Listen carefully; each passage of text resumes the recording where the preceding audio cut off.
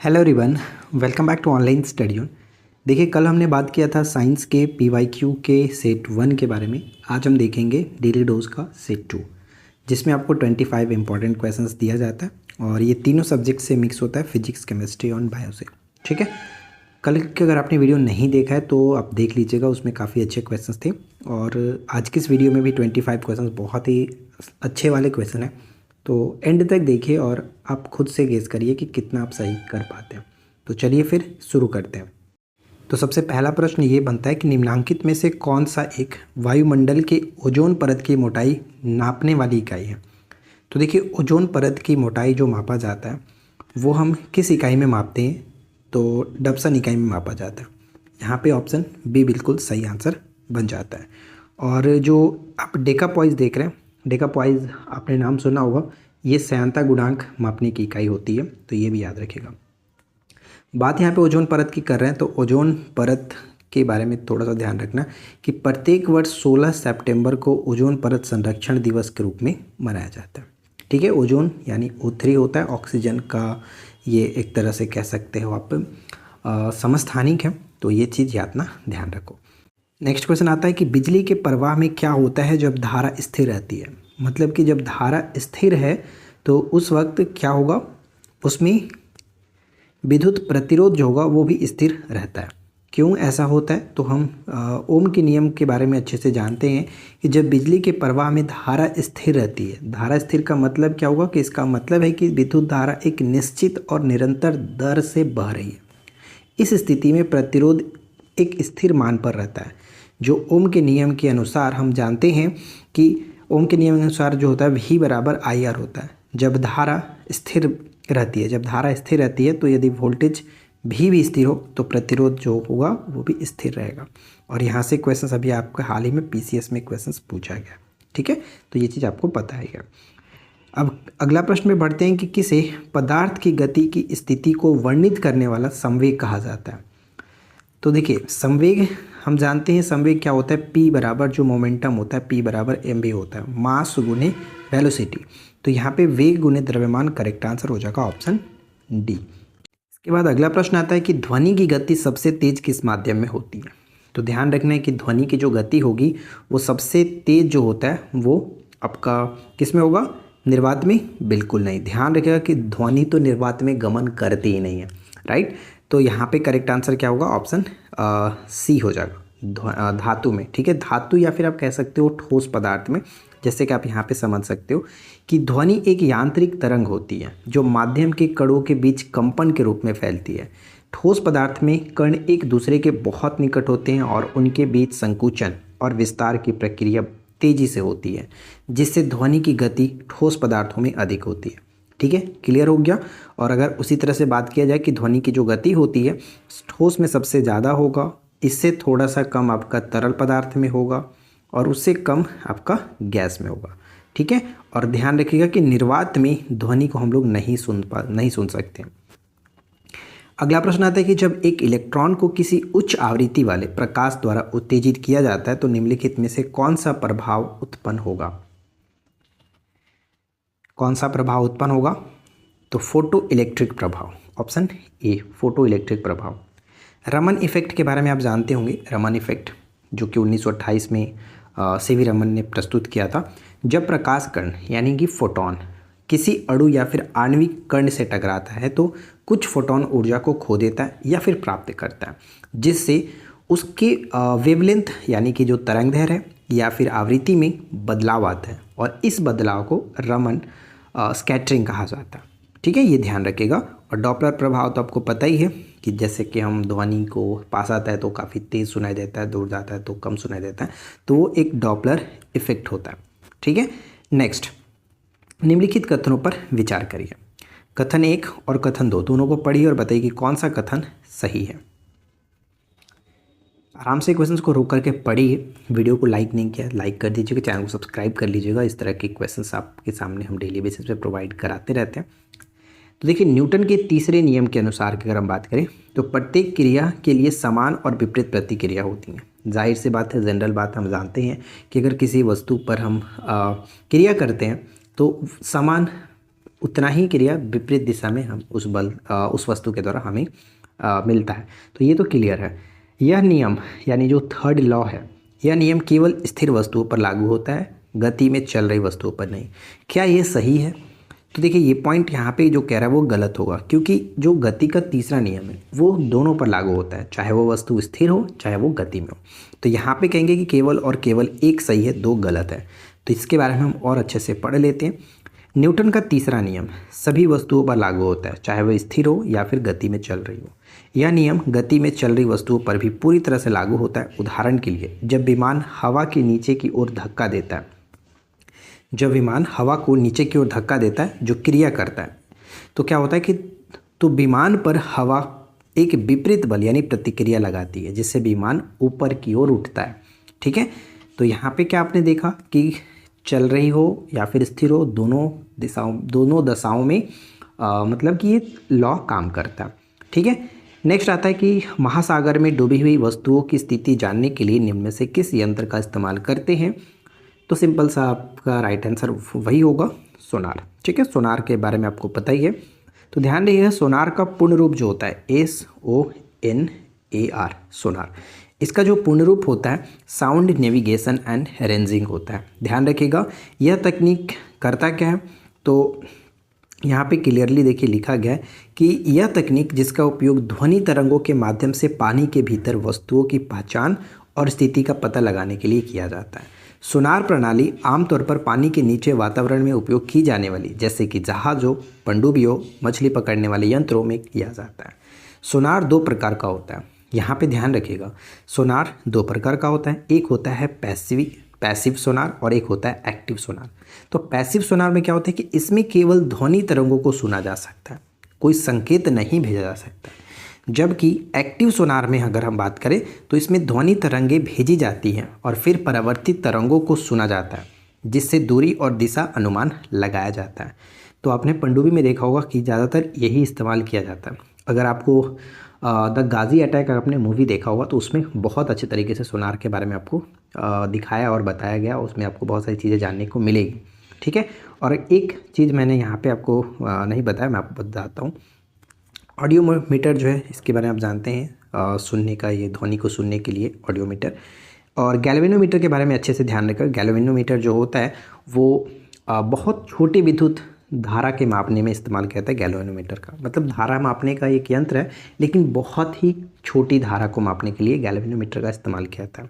Sextant की बात करें तो सेक्सटेंट एक नेविगेशनल यंत्र होता है जिसका उपयोग समुद्र में या फिर आकाश में किसी नाव यानी समुद्र में नाव और आकाश में विमान की स्थिति का निर्धारण करने के लिए किया जाता है। यह यंत्र विशेष रूप से हम कह सकते हैं आकाशीय पिंडों के साथ कोण मापने में किया जाता है सेक्सटेंट का।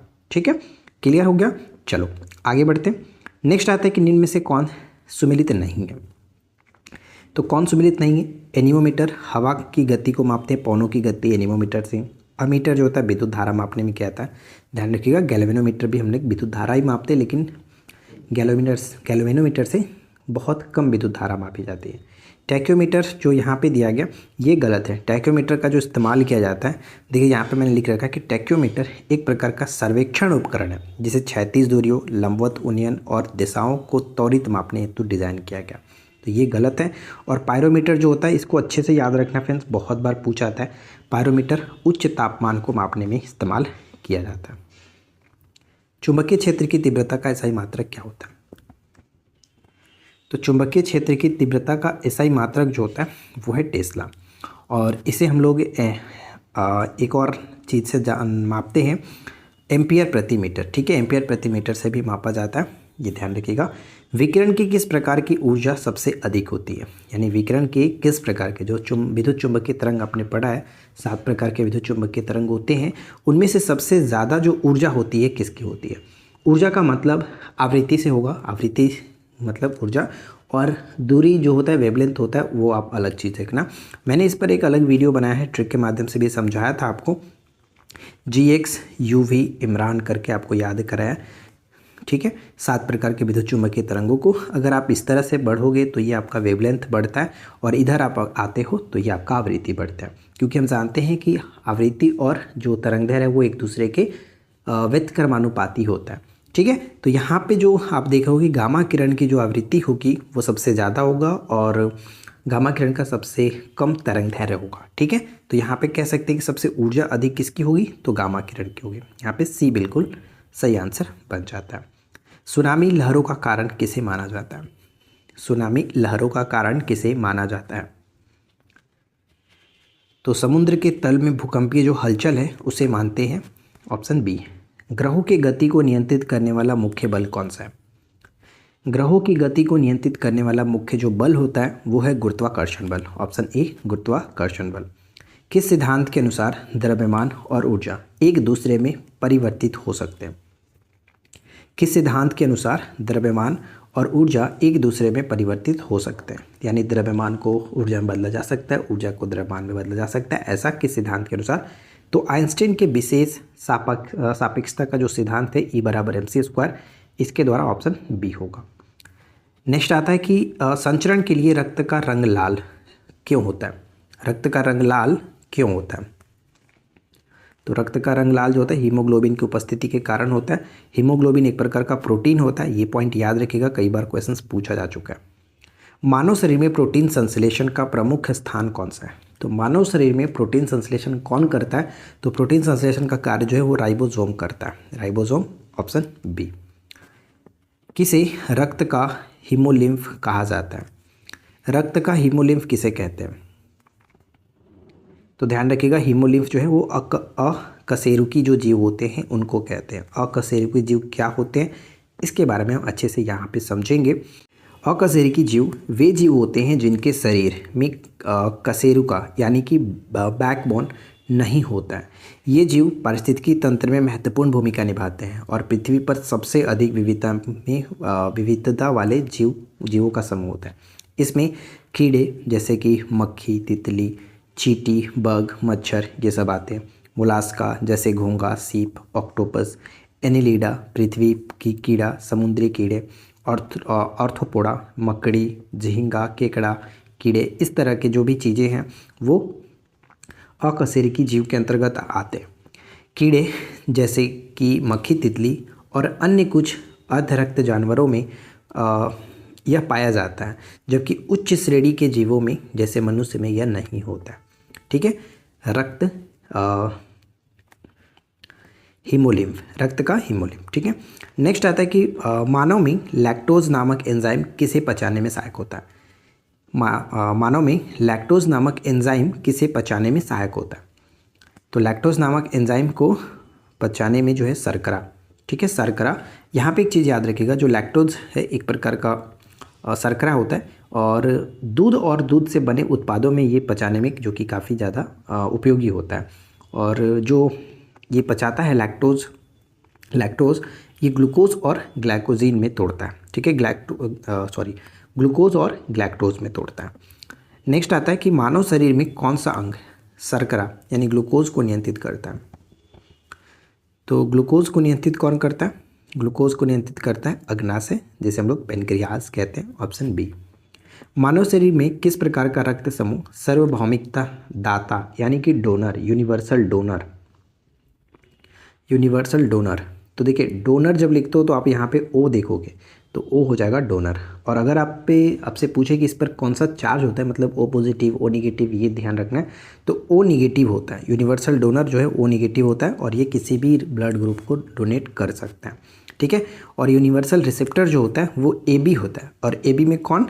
तो ए बी पॉजिटिव। कैसे याद रखेंगे? ए और बी दो आपस में मिल रहे हैं यानी कि प्लस होगा। ठीक है, इस तरह से याद रखिएगा, A B positive universal receptor और ओ निगेटिव जो होता है वो यूनिवर्सल डोनर होता है। किसी जीव का डीएनए और आरएनए दोनों में से किसका कार्य आनुवांशिक सूचना का संचयन और प्रसारण करना है? तो यहाँ पे हो जाएगा डीएनए का कार्य होता है। ठीक है, डीएनए का कार्य ये होता है। मानव शरीर में सबसे अधिक पानी कहाँ पाया जाता है? मानव शरीर में सबसे अधिक जो पानी होता है वो कहाँ पर पाया जाता है? तो मांसपेशियों में सबसे अधिक पानी मिलता है। निम्नलिखित में से कौन सा तत्व धातु के रूप में न पाया जाता है? तो धातु के रूप में नहीं मिलता है कौन सा तत्व? वह है हमारा हाइड्रोजन। हाइड्रोजन एक प्रकार का गैस है, तो ऑप्शन डी होगा, सभी को पता है। नेक्स्ट कि किस गैस का प्रयोग रासायनिक संयंत्रों में खतरनाक धुआं पैदा करने के लिए किया जाता है? तो खतरनाक धुआं पैदा करने के लिए किसका किया जाता है? सल्फर डाइऑक्साइड को, सल्फर डाइऑक्साइड SO2। ठीक है। जीवन की उत्पत्ति के समय निम्न में से कौन स्वतंत्र अवस्था में नहीं पाए जाते थे? तो जीवन की उत्पत्ति के समय ऑक्सीजन जो है वो स्वतंत्र अवस्था में नहीं मिलता था। यहाँ पे ऑप्शन डी होगा, ऑक्सीजन। लास्ट क्वेश्चन है कि द्रव अवस्था में सर्वाधिक प्रवाहकीयता, प्रवाहकीयता मतलब क्या होता है? कंडक्टिविटी। ठीक है, कंडक्टिविटी, इलेक्ट्रिकल कंडक्टिविटी किस तत्व की होती है? द्रव अवस्था की बात की जा रही है। तो अकॉर्डिंग टू ऑप्शन तो द्रव अवस्था में आप देखोगे पारा बिल्कुल सही होगा। अगर क्वेश्चन यही पूछता कि सर्वाधिक जो प्रवाहकीयता यानी कि कंडक्टिविटी किसकी अधिक होती है, तो चांदी की आपको पता होगा। चांदी क्लिक करना है, चांदी को टिक करके आगे बढ़ जाइएगा। लेकिन अगर द्रव अवस्था लग जाए तो वहाँ पे फिर पारा को टिक करके बढ़ना है। चाहे ऑप्शन में चांदी हो चाहे कुछ भी हो, द्रव अवस्था लगे तो आपको फिर ध्यान में रखना है। ठीक है। प्रवाहकीयता का मतलब कि पदार्थ में इलेक्ट्रिक धारा को प्रवाहित करने की अधिक क्षमता। ठीक है। तो प्रवाहकीयता का माप सीमेंस में किया जाता है और इसका उल्टा होता है प्रतिरोध, जिसे हम ओम मीटर में मापा जाता है। तो आई होप कि आज का ये 25 क्वेश्चंस आप लोगों को अच्छा लगा होगा। वीडियो कैसा लगा नीचे कमेंट करके बताना। वीडियो पसंद आया हो तो प्लीज़ वीडियो को लाइक एंड शेयर जरूर कर दीजिएगा। चैनल पे पहली बार है तो सब्सक्राइब करके नोटिफिकेशन बेल आइकन को ऑल पे सेट कर लीजिए। हम मिलते हैं आपके साथ इसी प्रकार के नेक्स्ट वीडियो में नए टॉपिक के साथ। Thanks for watching, keep learning, have a good day.